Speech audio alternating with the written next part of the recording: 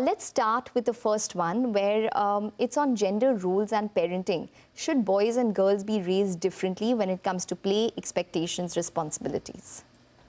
So this is important because often parents come and a baby is born and the mother says that I'm just waiting to dress up my baby girl. So these are stereotypes and beliefs which we project onto the baby. So I think it's very important that a child achieves her or his full potential. There are biological differences and they have to be encouraged and they have to be appreciated, but we should not limit it. So I think what it means is that we should not have standard stereotypes which children follow, and we have to give them roots and we have to give them wings so that they can follow their own patterns. Okay. Does having a stay-at-home parent significantly benefit a child's development, or can daycare working parents provide the benefits as well? So the first 1,000 days, that's 3 years, are very important because the brain is getting wired. And the type of input a child gets intellectually, emotionally, socially, all these connections are being formed. So it's not important whether the mother's working or not working, but it's important that both working and not working mothers should create a nurturing environment for the baby's brain to grow in a productive manner. Okay. One of the mothers has asked that, can I keep my baby up late because my husband comes home late, he wants to spend time with the child. What can I do about that? So babies thrive with a routine, and generally babies need to follow a structured pattern. Now, if it's going to be an occasional event where the father wakes up the baby or plays, that's okay. But as a general rule, I think the father should try to change his lifestyle a bit also. Okay. When can I introduce chocolates, sweets?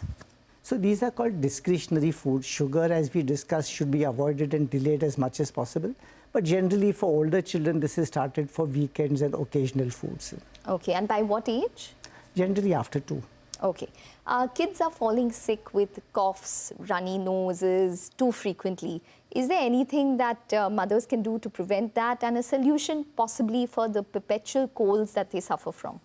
So a lot of the respiratory problems that we see is because of infections once they start school. So like we discussed, 4 to 6 viral coughs and colds is common. But these days, because of pollution and dust and other problems, the number of respiratory problems has gone up a lot. So it's very difficult to solve the environmental problem, but school infections are part of growing up. You can't prevent it. Do kids need multivitamin supplements? A child who is growing properly, eating a balanced diet, and seems to be fine may not need it. Giving a routine multivitamin is not harmful, but not essential. If the child was a little underweight or a picky eater, then I would give it, but not otherwise. Okay, all right. Acid reflux in kids, it's becoming a more prominent problem. What are the symptoms? Why do kids get it? How do you prevent it? So reflux is normal in young infants. So every baby spits up, and this is normal. We call it reflux disease, or GERD, gastroesophageal reflux disease, only if symptoms are severe.